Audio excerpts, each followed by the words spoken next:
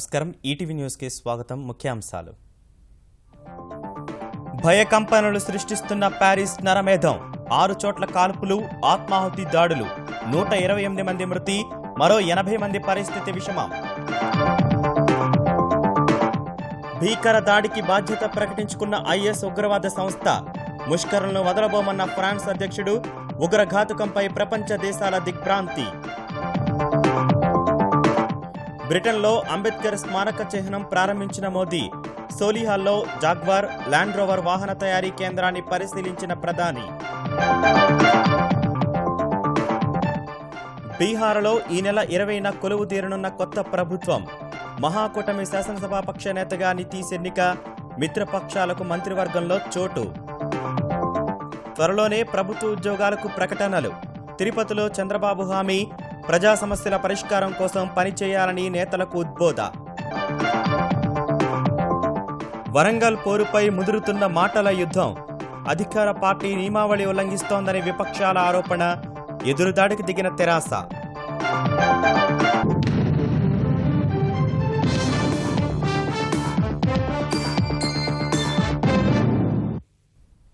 ప్రపంచానికే పెను సవాలుగా పరిణమిస్తున్న ఇస్లామిక్ స్టేట్ ఉగ్రవాద సంస్థ ఫ్రాన్స్ రాజధాని ప్యారిస్లో నరమేధం సృష్టించింది 6 చోట్ల పేలుళ్లు కాల్పులు ఆత్మాహుతి దాడులతో ఉగ్రవాదులు సాగించిన నెత్తుటి క్రీడలో 128 మంది బలయ్యారు మరో 300 మంది గాయపడగా వారిలో 80 మంది పరిస్థితి విషమంగా ఉంది 10 ఏళ్లలో ఎన్నడూ జరగని భీకర దాడితో ఫ్రాన్స్ భయభ్రాంతులకు గురైంది పుట్టెడు విషాదంలో ఫ్రెంచ్ పౌరులు బయటకు రావాలంటేనే భయపడుతున్నారు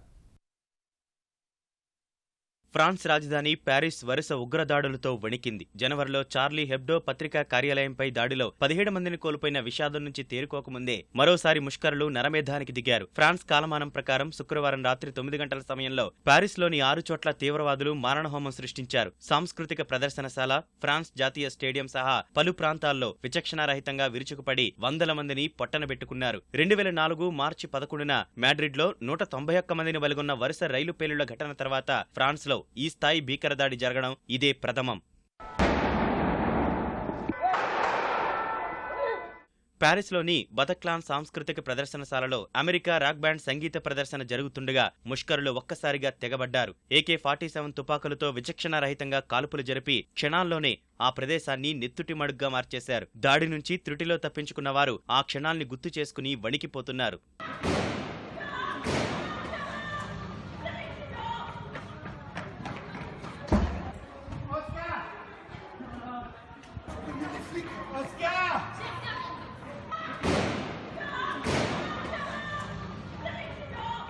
Au milieu du concert, il y a eu des sortes de pétards que j'ai entendus dans mon dos, comme tout le public. On pensait que ça faisait partie du show. Et il y a eu un mouvement de foule tout à coup, où tout le monde s'est précipité au sol. Et il y a eu ce mouvement qui a fait qu'on s'est tous retrouvés recroquevillés.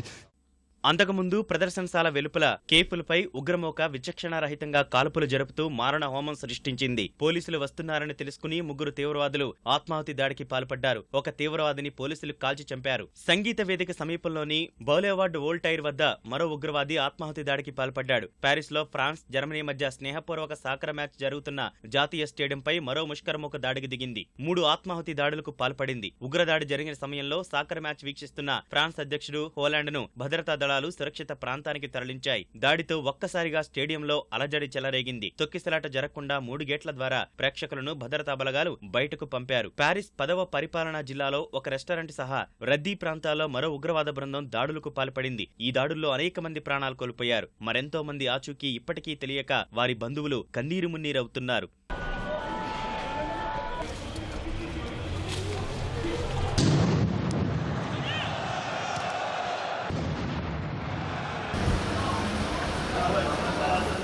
ఉగ్రదాడుల తర్వాత ప్యారిస్లో భీతావాహ పరిస్థితి ఏర్పడింది దాడుల సమాచారం అందిన వెంటనే భద్రతను పటిష్టం చేసిన అధికారులు క్షతగాత్రుల్ని ఆసుపత్రులకు తరలించి చికిత్స అందిస్తున్నారు ప్యారిస్లో ఉగ్రదాడి తమ పనేనని ఇస్లామిక్ స్టేట్ ఉగ్రవాద సంస్థ ప్రకటించుకుంది సిరియాలో సైనిక చర్యకు నిరసనగానే ఈ దుశ్చర్యకు పాల్పడినట్లు తెలిపింది ఫ్రాన్స్ అధ్యక్షుడు హోలాండ్ సైతం ప్యారిస్ దాడి ఐఎస్ పనేనని స్పష్టం చేశారు ఈ దాడిని యుద్ధచర్యగా అభివర్ణించిన ఆయన ముష్కరమోక పనిపడతామని ప్రతినబూనారు ప్యారిస్లో ఉగ్రఘాతకంతో ఫ్రాన్స్ సర్కారు ఉలిక్కిపడింది. వెంటనే దేశంలో అత్యయిక పరిస్థితి విధించిన అధ్యక్షుడు ఫ్రాంకోయిస్ హోలాండ్ టర్కీ పర్యటన రద్దు చేసుకున్నారు. మంత్రులు, అధికారులతో అత్యవసర సమావేశం ఏర్పాటు చేసిన హోలాండ్ దాడి తర్వాత పరిస్థితుల్ని నిరంతరం సమీక్షిస్తూ సహాయక భద్రతా చర్యలపై దిశానిర్దేశం చేశారు. దాడి సమయంలో 8 మంది ముష్కరులు హతమవగా ఇంకెవరైనా నగరంలోనే ఉన్నారా అన్న అనుమానంతో భద్రతా అధికారులు ముమ్మర గాలింపు చర్యలు చేపట్టారు. ముఖ్యమైన కూడళ్లు, ప్రదేశాల్లోని సీసీ కెమెరాల్లో నమోదైన గంటల కొద్దీ వీడియోలను పరిశీలిస్తూ ఆధారాల కోసం అన్వేషిస్తున్నారు. ప్యారిస్ దాడికి తామే బాధ్యులమని ఇస్లామిక్ స్టేట్ ఉగ్రవాద సంస్థ ప్రకటించుకుంది. ఈ మేరకు ఆన్లైన్లో ప్రకటన విడుదల చేసిన ఐఎస్ఐఎస్ భవిష్యత్తులోనూ దాడులు కొనసాగుతాయని హెచ్చరించింది. బతక్లాన్ సాంస్కృతిక ప్రదర్శనశాలలో దాడి చేసిన ముష్కరులు సిరియాలో ఐఎస్ ఉగ్రవాదులపై సైనిక చర్యకు దిగి ఫ్రాన్స్ అధ్యక్షుడు హోలాండ్ తప్పు చేశారని తీవ్రవాదులు నినదించినట్లు ప్రత్యక్ష సాక్షులు తెలిపారు. ప్యారిస్ దాడులకు ఇస్లామిక్ స్టేట్ ఉగ్రవాద సంస్థదే బాధ్యతని ఆ దేశ అధ్యక్షుడు హోలాండ్ ఆరోపించారు. ఈ ఘాతుకానికి పాల్పడ్డ వారిపై ఎలాంటి కనికరం లేకుండా ప్రతి చర్యకు దిగుతామని ప్రకటించారు. ఫ్రాన్స్లో 3 రోజులు సంతాప దినాలు ప్రకటించారు. Ce qui s'est produit hier à Paris et à Saint-Denis, près du Stade de France, c'est un acte de guerre. Et face à la guerre, le pays doit prendre les décisions appropriées. C'est un acte de guerre qui a été commis par une armée terroriste, Daesh, une armée djihadiste contre la France, contre les valeurs que nous défendons partout dans le monde, contre ce que nous sommes. ఉగ్రదాడుల్లో మృతి చెందిన వారికి Paris వాసులు నివాళులర్పించారు.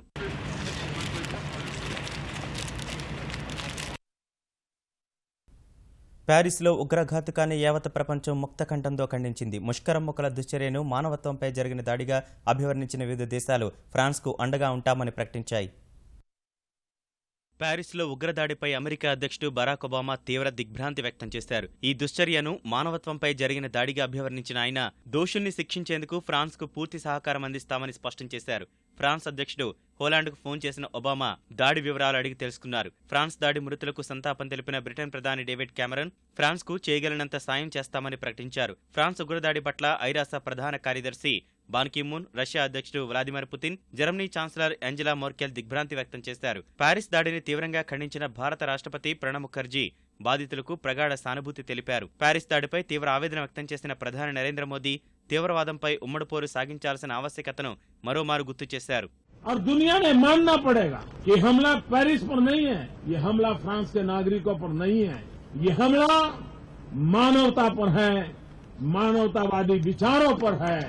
और इसलिए मानवता में विश्वास करने वाली सभी शक्तियों ने इकट्ठे होकर के ऐसी घटनाओं की घोर निंदा करनी होगी और मानवतावादी शक्तियों ने इकट्ठा होकर के मानवता विरोधी शक्तियों को परास्त करने के लिए अपनी जिम्मेवारियां निभानी होगी। मैं चाहूंगा कि यूनाइटेड नेशन वे अब समय न बिताएं कि जल्द से जल्द यूएन टेररिज्म की डेफिनेशन करे, ताकि पता चले कि कौन आतंकवाद के साथ है, कौन आतंकवाद की मदद करता है, कौन है जो आतंकवाद का विरोध करते हैं, कौन है जो मानवतावाद के लिए अपने आप को खपाने के लिए तैयार है। ప్యారిస్ ఉగ్రదాడితో అన్ని దేశాలు అప్రమత్తమయ్యాయి. కీలక ప్రాంతాల్లో భద్రతను కట్టుదిట్టం చేశాయి. ఢిల్లీలోని ఫ్రాన్స్ రాయబారి కార్యాలయం వద్ద అదనపు భద్రత ఏర్పాటు చేశారు.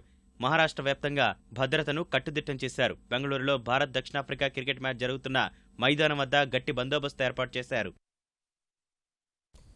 రాజ్యాంగ నిర్మాత బాబాసాహెబ్ అంబేద్కర్ స్మారక చిహ్నాన్ని ప్రధాని నరేంద్ర మోదీ లండన్లో ప్రారంభించారు. 1921-22 మధ్య అంబేద్కర్ లండన్లో నివసించిన భవనాన్ని మహారాష్ట్ర ప్రభుత్వం ఇటీవలే కొనుగోలు చేసి వస్తు ప్రదర్శనశాలగా మార్చింది. బ్రిటన్ పర్యటనకు వెళ్లిన ప్రధాని మహారాష్ట్ర ముఖ్యమంత్రి దేవేంద్ర ఫడ్నవీస్, పార్లమెంటు సభ్యుడు రామ్దాస్ అథవాలేతో కలిసి స్మారక భవనాన్ని లాంఛనంగా ప్రారంభించారు.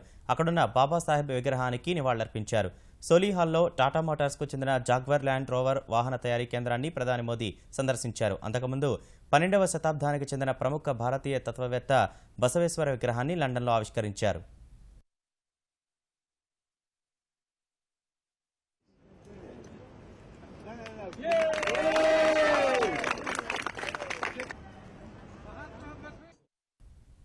బీహార్లో నితీష్ కుమార్ నేతృత్వంలోని కొత్త ప్రభుత్వం ఈ నెల 20న కొలువు తీరనుంది. పట్నా గాంధీ మైదానంలో ప్రమాణ స్వీకార కార్యక్రమాన్ని ఘనంగా నిర్వహించాలని మహాకూటమి భాగస్వామ్య పక్షాలు నిర్ణయించాయి. ఇవాళ జరిగిన సమావేశంలో ప్రభుత్వ ఏర్పాటుపై చర్చించిన మహాకూటమి భాగస్వామ్య పక్షాలు మంత్రివర్గ కూర్పుపై ఒక అంచనాకు వచ్చినట్లు తెలుస్తోంది. తాను మహాకూటమి తరపున శాసనసభ పక్ష నేతగా ఎన్నికైనట్లు నితీష్ గవర్నర్కు తెలిపారు. వెంటనే నితీష్ను ప్రభుత్వ ఏర్పాటుకు గవర్నర్ ఆహ్వానించారు. అంతకుముందు బీహార్ మంత్రివర్గం సమావేశమై శాసనసభ రద్దుకు సిఫార్సు చేసింది. मंत्रिमंडल में तीनों दलों के लोग शामिल होंगे। जिस तरह से हम लोगों ने चुनाव में एकजुटता दिखाई है, उसी तरह से एकजुट होकर हम लोग सरकार चलाएंगे और जो लोगों की अपेक्षाएं हैं उस पर खरा उतरने की पूरी कोशिश करेंगे अपनी क्षमता भर। और बिहार में कानून का राज है, कानून का राज चलेगा और हम न्याय के साथ विकास के मार्ग पर हैं। महागठबंधन ने अपना साझा कार्यक्रम भी घोषित किया है, हम उस साझा कार्यक्रम पर अमल करेंगे। ప్రజా సమస్యల పరిష్కారమే లక్ష్యంగా పార్టీ ప్రజాప్రతినిధులంతా జనచైతన్య యాత్ర చేపట్టాలని తెలుగుదేశం అధినేత చంద్రబాబు నిర్దేశించారు. తిరుపతిలో సన్నాహక సదస్సులో 13 జిల్లా నాయకత్వం సేకరించిన అంశాలపై చర్చించిన ఆయన తెలుగుదేశం ప్రభుత్వం చేపట్టిన సంక్షేమ కార్యక్రమాలను ప్రజల్లోకి విస్తృతంగా తీసుకెళ్లాలని స్పష్టం చేశారు. త్వరలోనే ప్రభుత్వ ఉద్యోగ ప్రకటనలు ఇస్తామని చంద్రబాబు వెల్లడించారు. జన చైతన్య యాత్రలపై తిరుపతిలో నిర్వహించిన సన్నాహక సదస్సులో ముఖ్యమంత్రి చంద్రబాబు పార్టీ నేతలకు దిశానిర్దేశం చేశారు. 13 జిల్లాల నాయకులు, ప్రధాన కార్యదర్శులు సేకరించిన అంశాల ఆధారంగా రాష్ట్ర కమిటీతో సుదీర్ఘంగా చర్చించిన ఆయన పార్టీలో అందరూ భేషజాలు లేకుండా పనిచేయాలని, ప్రజా సమస్యల పరిష్కారంపై దృష్టి పెట్టాలని సూచించారు. పటిష్టమైన యంత్రాంగమే తెలుగుదేశం బలమన్న ఆయన ఇచ్చిన హామీలు నెరవేర్చి మళ్లీ ప్రజామోదం పొందాలని స్పష్టం చేశారు. జన చైతన్య యాత్ర ఉద్దేశాలను నేతలకు వివరించారు. జన చైతన్య యాత్రలు ఒక పద్ధతి ప్రకారమే తీసుకోవాలి. ఎంపీలు గాని ఎమ్మెల్యేలు గాని మొత్తం సమస్యలు అధ్యయనం చేసి డిసెంబర్ మొత్తం ఈ సమస్యలన్నీ పరిష్కారం చేసుకుని మళ్లీ జనవరిలో జన్మభూమి మీ ఊరు కార్యక్రమాన్ని పెట్టుకుంటాం. చైతన్య యాత్రలో వచ్చిన సమస్యలన్నీ ఒక కార్యాచరణ ప్రణాళిక తయారు చేసుకుంటాం. అవసరమైతే ప్రజలకు ఆమోదయోగ్యంగా ప్రజా అవసరాల కోసం భవిష్యత్తులో మన బడ్జెట్ కూడా అటు ఇటు మార్పులు చేర్పులు చేసుకున్నాం. నవ్యాంధ్ర యువత ఎంతో కాలంగా ఎదురుచూస్తున్న ప్రభుత్వ ఉద్యోగాల భర్తీకి కసరత్తు జరుగుతోందని చంద్రబాబు స్పష్టం చేశారు. ఇప్పుడే 10,600 మందికి టీచర్ ఉద్యోగాలు రిక్రూట్ చేశాం. కొంతమంది కోర్టుకు వెళ్లారు, అయినా కూడా నోటేమని చెప్పాను, ఈ 10,600 మంది మీరు టెంపరీగా రిక్రూట్ చేయండి, తర్వాత వాళ్ళు వస్తే పర్మనెంట్గా ఇద్దాం, దాని గురించి పర్వాలేదు, ఇమ్మీడియట్ గా రిక్రూట్ చేయమన్నాం. 6,500 మందిని ఈరోజు వ్యవసాయాలు ఎంపీఓలుగా పెట్టుకున్నాం. ఇంకా కొన్ని మనం ఉద్యోగాలు ఇచ్చాం. భవిష్యత్తులో ఇంకా అనలైజ్ చేస్తున్నాం.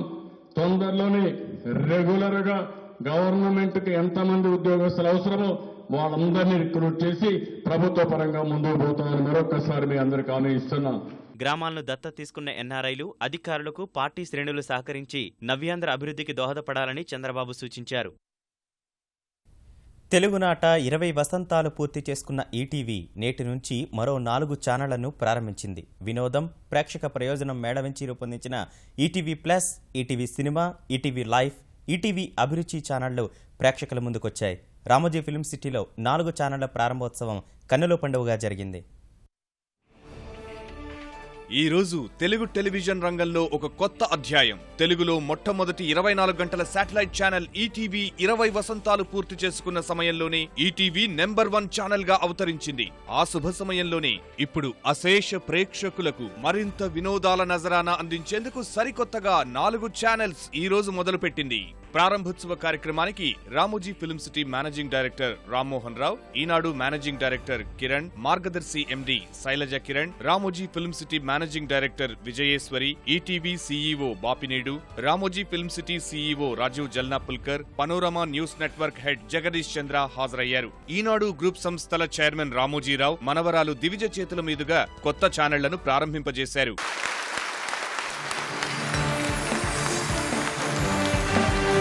All the ETV channels are launched now.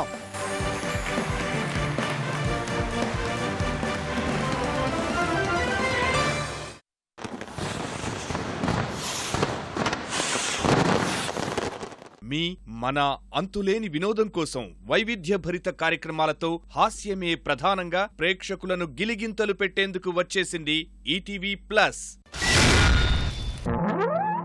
Tiger, oh tiger, అసలు పేరేంది? ఆనాటి చలనచిత్ర ఆణిముత్యాలెన్నో. ఆ అపురూప చిత్రాలను నిరంతరం వీక్షించే అవకాశం, ఆనందం. ETV cinema. సినిమాను అమితంగా అభిమానించే తెలుగు ప్రేక్షకులకు అపురూప చిత్ర నీరాజనం ఈటీవీ సినిమా.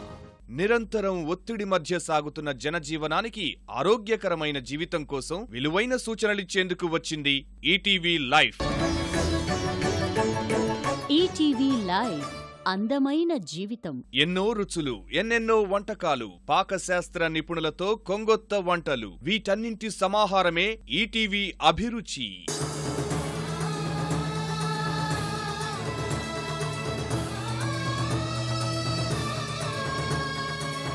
కోట్లాది తెలుగు ప్రజలకు కానుకగా, వినూత్న వినోదానికి వేదికగా 4 కొత్త ఛానళ్లు ప్రారంభమయ్యాయి. ఇది కొత్త చరిత్రకు నాంది. ప్రజలు నిలదీస్తారనే భయంతో వరంగల్ ఉప ఎన్నికల్లో అధికార పార్టీ నేతలు పోలీసు బందోబస్తు మధ్య ప్రచారం నిర్వహిస్తున్నారని భారతీయ జనతా పార్టీ తెలంగాణ శాఖ అధ్యక్షుడు కిషన్ రెడ్డి ఆరోపించారు. మంత్రులు, తెరాస నాయకులు ఎన్నికల నిబంధనలు ఉల్లంఘించి అక్కడికక్కడే ఆదేశాలిస్తున్నారని ఆరోపించారు. కోతల ప్రభుత్వమే, ఇక్కడ చేతలు ఉండవు అనే విషయం అర్థమైంది. కాబట్టి ఈ రోజు ప్రభుత్వం మీద విశ్వసనీయత పోయిన తర్వాత ఈ రోజు ఏమి చెప్పినా కూడా ఈ రోజు లాభం లేదు. వరంగల్లో 99.9% ఎన్నికల్లో ఇచ్చినటువంటి హామీల అమలు జరుగుతున్నట్టయితే ముఖ్యమంత్రి గారు దీనికి చర్చకు సిద్ధంగా ఉన్నారా? వరంగల్ ఉప ఎన్నికల్లో వైకాపా అభ్యర్థిని నిలబెట్టడం కేసీఆర్ జగన్ల ఒప్పందంలో భాగమేనని తెలుగుదేశం నేత రేవంత్ రెడ్డి ఆరోపించారు. ప్రభుత్వ వ్యతిరేక ఓటును చీల్చేందుకే వైకాపా అభ్యర్థిని నిలబెట్టారని ఆయన విమర్శించారు. ఇందుకు బహుమతిగా జగన్ అనుచరులకు వాటర్ గేట్ పనులకు కేసీఆర్ అప్పగించారని రేవంత్ రెడ్డి ఆరోపించారు.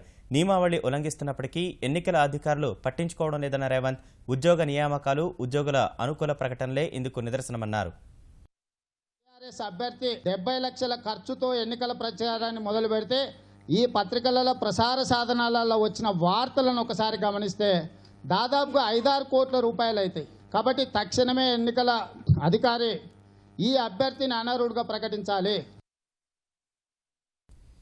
వరంగల్ ఉప ఎన్నికల్లో విపక్షాలకు డిపాజిట్లు రాకుండా చేయాలని, వారి విమర్శలకు అడ్డుకట్ట వేయాలని తెలంగాణ ఉప ముఖ్యమంత్రి కడియం శ్రీహరి పిలుపునిచ్చారు. హనుమకొండలో బుడుగు జంగాల సంఘం నిర్వహించిన సమావేశానికి ఆయన హాజరైన 2016-17 విద్యా సంవత్సరం నుంచి KG to PG అమలు చేస్తామని చెప్పారు.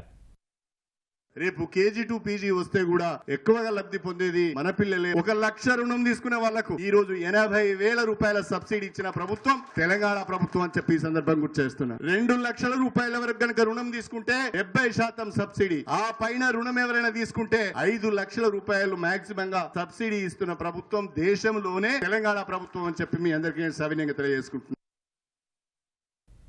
మారిషస్ పోలీసులు అరెస్టు చేసిన అంతర్జాతీయ ఎర్రచందనం స్మగ్లర్ కొల్లం గంగిరెడ్డిని ఆంధ్రప్రదేశ్ పోలీసులు అదుపులోకి తీసుకున్నట్లు తెలుస్తోంది. రెడ్ కార్నర్ నోటీసుతో మారిషస్ పోలీసులకు చిక్కిన గంగిరెడ్డి ఏపీ పోలీసుల నుంచి తప్పించుకునేందుకు అనేక ప్రయత్నాలు చేశాడు. నేరస్తుల అప్పగింత ఒప్పందం కింద గంగిరెడ్డిని మారిషస్ సర్కార్ అప్పగించింది. AP CID chief Dwaraka Tirumalarao బృందం గంగిరెడ్డిని ఈ రాత్రికి భారత్కు తీసుకురానుంది. మారిషస్ నుంచి ఢిల్లీ మీదుగా ఆంధ్రప్రదేశ్కు తరలిస్తారు. 80 కోట్ల అదనపు వ్యయంతో సంక్షేమ వసతి గృహాలకు నాణ్యమైన బియ్యం సరఫరా చేపట్టినట్లు ఆంధ్రప్రదేశ్ సాంఘిక సంక్షేమ శాఖ మంత్రి రావెల కిషోర్ బాబు తెలిపారు.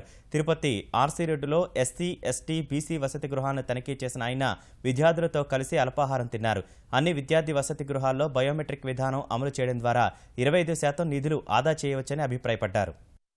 సివిల్ సప్లైస్ డిపార్ట్మెంట్ కి సంవత్సరానికి 80 కోట్ల రూపాయలు అదనంగా పే చేయడానికి ఒక ఒప్పందం కుదిరింది. ఈ నెల నుంచి ఇంప్లిమెంట్ చేయాలి. అట్లానే కాలేజ్ హాస్టల్స్ కూడా బయోమెట్రిక్ సిస్టమ్ మొదలు పెట్టాము. ఇప్పుడు ఆన్లైన్ రిజిస్ట్రేషన్ అయింది. బోగస్ అటెండెన్స్ తగ్గడమే కాకుండా క్వాలిటీ పెరుగుతుంది. ముఖ్యమంత్రి గారు ఈ బయోమెట్రిక్ సిస్టాన్ని ప్రతిరోజు చూస్తున్నారు ర్యాండమ్ గా.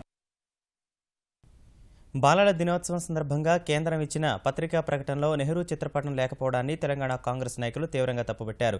కేంద్ర వైఖరికి నిరసనగా హైదరాబాద్ అబిడ్స్లోని నెహ్రూ విగ్రహం ముందు నిరసనకు దిగిన సీనియర్ నేత వి హనుమంతరావుకు జానారెడ్డి, ఇతర నాయకులు సంఘీభావం ప్రకటించారు. నెహ్రూ గొప్పతనాన్ని తక్కువగా చూపించేందుకు ఎన్డీఏ ప్రయత్నిస్తోందని జానారెడ్డి విమర్శించారు. సంకుచిత తత్వానికి మచ్చుతుంది, విశాల భావం లేని విధానానికి సంకేతం. అంతేకాదు కాంగ్రెస్ పార్టీ మీద వ్యతిరేకతకు ఇది ఒక భావజాలాన్ని సృష్టించింది. నిజంగా అసహనాన్ని పెరిగిపోతున్న విషయాన్ని భారతదేశం అంతా అనుకునేదాన్ని ప్రతీక. తెలుగు రాష్ట్రాల్లో ఘనంగా బాలల దినోత్సవం నిర్వహించారు. ఈ సందర్భంగా సురక్షిత ప్రసవం, తల్లి బిడ్డల క్షేమం కోరుతూ నెల్లూరు ర్యాలీ నిర్వహించారు. ఈనాడు హాయిబుజ్జి ఆధ్వర్యంలో జిల్లాల్లో నిర్వహించిన వైజ్ఞానిక ప్రదర్శనలో చిన్నారులు తమ ప్రతిభతో ఆకట్టుకున్నారు. ఇరు రాష్ట్రాల్లోనూ చిన్నారులు ప్రదర్శించిన సాంస్కృతిక కార్యక్రమాలు అలరించాయి. ఇవాటి నుంచి ఈ నెల 20 వరకు హైదరాబాద్లో జరగనున్న అంతర్జాతీయ బాలల చిత్రోత్సవాలకు చిన్నారులు పెద్ద సంఖ్యలో తరలివచ్చారు. బాలల దినోత్సవం సందర్భంగా హైదరాబాద్లోని రాజ్భవన్ చిన్నారులతో కళకళలాడింది. వివిధ పాఠశాలల విద్యార్థులు నెహ్రూ, గాంధీజీ, నేతాజీ, రుద్రమదేవి వేషధారణలో వచ్చి ఆకట్టుకున్నారు. వారందరినీ పలకరించిన గవర్నర్ నరసింహన్ బాలల దినోత్సవ శుభాకాంక్షలు తెలిపారు. బాలల దినోత్సవం సందర్భంగా అంతర్జాల సెర్చ్ ఇంజిన్ సంస్థ గూగుల్ నిర్వహించిన మై డూడుల్ ఫర్ గూగుల్ పోటీలో విశాఖ జిల్లా సబ్బవరంకు చెందిన 9 ఏళ్ల చిన్నారి కార్తీక్ విజయం సాధించాడు. దేశవ్యాప్తంగా ఎంతో మంది విద్యార్థులు గట్టి పోటీ ఇచ్చినా చివరకు అనిల్ విజయం సాధించాడు. ప్లాస్టిక్తో భూమికి, జీవరాశులకు, జంతువులకు పొంచి ఉన్న ముప్పును దృష్టిలో పెట్టుకుని ప్లాస్టిక్ను రీసైకిల్ చేయాల్సిన ఆవశ్యకతను డూడుల్ ద్వారా అనిల్ వివరించాడు. ఆ డూడుల్నే ఇవాళ గూగుల్ సంస్థ అంతర్జాలంలో ఉంచింది.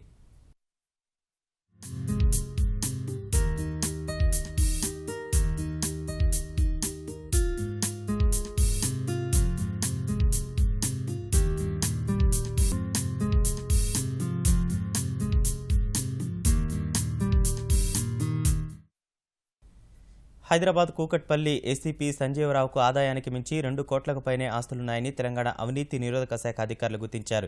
ఈ మేరకు హైదరాబాద్, వరంగల్ సహా వివిధ ప్రాంతాల్లో విస్తృత సోదాలు చేశారు. ఆలవాల్లోని సంజీవరావు నివాసం నుంచి 75 తులాల బంగారం, 3 లక్షలకు పైగా నగదును స్వాధీనం చేసుకున్నారు. సంజీవరావుకు చాలా ప్రాంతాల్లో బినామీ ఆస్తులున్నట్లు గుర్తించారు. అందుకు సంబంధించిన పాస్బుక్లు, దస్తావేజులను స్వాధీనం చేసుకున్నారు. ల్యాండ్స్ ఐడెంటిఫై చేశాము, కొన్ని బినామీ ప్రాపర్టీస్ కూడా ఐడెంటిఫై చేశాము. G+2 ఇల్లు ఒకటి, కమర్షియల్ కాంప్లెక్స్, సికింద్రాబాద్ కంటోన్మెంట్ ఏరియాలో వాసవి కాలనీలో కూడా తనకి బినామీ పేర్ల మీద ఫ్లాట్స్ ఉన్నట్టుగా డాక్యుమెంటేషన్ దొరికింది. 75 తులాస్ గోల్డ్, 3,29,000 క్యాష్ కూడా ఇంట్లో దొరకడం జరిగింది. సుమారుగా 2 కోట్లకు మించి ఆస్తులు వస్తాయని చెప్పేసి మేము అంచనా వేస్తున్నాం. దేశవ్యాప్తంగా వివిధ సేవలపై స్వచ్ఛ భారత్ పన్ను విధిస్తూ కేంద్రం జారీ చేసిన ఆదేశాలను అమలు చేసేందుకు రైల్వే శాఖ సిద్ధమైంది. ప్రత్యేకించి ఏసీ తరగతులు, ఫస్ట్ క్లాస్ శ్రేణుల్లో ఈ సెస్ను వసూలు చేయాలని ఉత్తర్వులు జారీ అయ్యాయి. మొత్తం ప్రయాణ ఛార్జీపై 4.35% సెస్ వసూలు చేయాలని నిర్ణయించారు. ప్రస్తుతం ఏసీ ఫస్ట్ క్లాస్ టికెట్లపై రైల్వే శాఖ 14% సేవా పన్నును వసూలు చేస్తోంది. ప్రయాణ ఛార్జీల్లోని సేవా పన్నుపై 0.5% స్వచ్ఛ భారత్ సెస్సుగా వసూలు చేయాలంటూ ఆర్థిక శాఖ జారీ చేసిన ఆదేశాల మేరకు రైల్వే శాఖ ఈ నిర్ణయం తీసుకుంది. రేపటి నుంచి ఈ సెస్సును వసూలు చేయాలని దేశవ్యాప్తంగా అన్ని జోన్లకు రైల్వే శాఖ ఆదేశాలు పంపించింది. నవంబర్ 15 ముందు కొనుగోలు చేసిన టికెట్లపై ఎలాంటి సెస్సు వసూలు చేయరాదని ఉత్తర్వుల్లో పేర్కొన్నారు. సమర్థ నాయకుడైన ప్రధాని నరేంద్ర మోదీ వల్లే దేశాభివృద్ధి సాధ్యమని కేంద్ర మంత్రి వెంకయ్యనాయుడు స్పష్టం చేశారు. ప్రపంచ దేశాల్లో ఆయనకు పెరుగుతున్న ఆదరణే ఇందుకు నిదర్శనమన్నారు. హైదరాబాద్ FTA PCCI సదస్సులో పాల్గొన్న ఆయన 120 కోట్ల జనాభా ఉన్న భారత్లో సంస్కరణలు అమలు అంత సులభం కాదన్నారు. అన్నీ సమతుల్యం చేసుకుంటూ సంస్కరణలతో ఆర్థిక వ్యవస్థను బలోపేతం చేసేందుకు కేంద్రం ప్రయత్నిస్తోందని ఆయన వెల్లడించారు.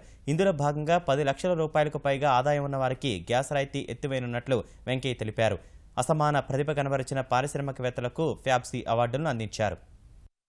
అద్భుత దీపం ఏమైనా ఉందా రాగానే? అందుకని కొంత సమయం పడుతుంది. సంస్కరణలు కూడా రాత్రికి రాత్రి రావు. మనదేం చైనా కాదు, చైనాలో అడిగేవాడు లేడు, అడిగితే వాడు ఉండడు. మళ్ళా అందుకే ప్రభుత్వం ఇవాళ సమతుల్యం పాటించే ప్రయత్నం చేస్తుంది. బలహీనులుగా ఉండే వాళ్ళకి ముందు సహకారం అందించే ప్రయత్నం చేస్తుంది. దాంతో పాటు సంపదను సృష్టించే ప్రయత్నం చేస్తుంది. బ్లాక్ మనీ అక్కడ పెట్టేశారు, ఏది ఇంకా ఇవ్వలేదు. ఎక్కడ ఏ బ్యాంక్ అకౌంట్ వస్తుంది నేను అడిగా, ఎక్కడ పెట్టారు చెప్పండి, వెంటనే తెస్తామని చెప్పాను. డబ్బు ఈ ప్రభుత్వంలో బయటకు వెళ్ళా, ఆ ప్రభుత్వంలో వెళ్ళింది. అది ఎక్కడ పెట్టారు వాళ్ళు చెప్తే తెస్తాం తొందరగా అని చెప్పారు. రక్షణ రంగంలో విదేశీ ప్రత్యక్ష పెట్టుబడులను అనుమతించడం వల్ల దేశీయ రక్షణ వ్యవస్థ మరింత బలోపేతమవుతుందని రక్షణ మంత్రి మనోహర్ పారికర్ తెలిపారు. విశాఖలో పర్యటించిన ఆయన శత్రు దేశాల టార్పెడోలను తికమక పెట్టి దారి మళ్లించే వ్యవస్థ కలిగిన మారిచా వ్యవస్థను నౌకాదళానికి అందించారు. విశాఖలోని NSTL సంస్థ కొచ్చిలోని NPOLతో కలిసి ఈ వ్యవస్థను రూపొందించింది. అంతకుముందు అంతర్జాతీయ నౌకా విన్యాసాలు జరగనున్న ప్రాంతాన్ని పరిశీలించిన పారికర్ NSTLలో 168 కోట్లతో నిర్మించిన సీ కీపింగ్ మోనోపవరింగ్ బేసిన్ను ప్రారంభించారు.